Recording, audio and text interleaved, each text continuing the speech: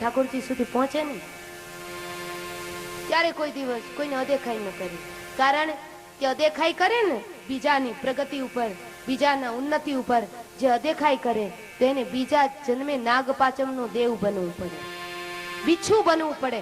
કારણ કે નાગમાં શું હોય? ઝેર હોય. બિચ્છુમાં શું હોય? ઝેર હોય. તો બીજા જન્મે જેને મનખા દેહ મળ્યા પછી જો અદેખાઈ કર્યા કરે, બીજાની ઈર્ષા કર્યા કરે, કોઈના છોરો આગળ આવે ને તો એમ કે લે કાલ સવારે તો ફાટેલા તૂટેલા કપડા પહેરીને ફરતો તો ને આજે તો બોલેરામ ફરવા માંડ્યો. તો વળી ત્રીજો એમ કે હપ્તે લઈ આવ્યો લાગે, તને બહુ પેટમાં બળતું હોય તું ભરી આવ જા એના હપ્તા. કોઈને અદેખાઈ ન કરાય, કોઈની ઈર્ષા ન કરાય, કોઈનો તેજો દ્વેષ ન કરાય. જે ઈર્ષા કરે, અદેખાઈ કરે, તેજો દ્વેષ કરે, બીજા જન્મમાં ઝેરીલા જંતુ બનવું પડે.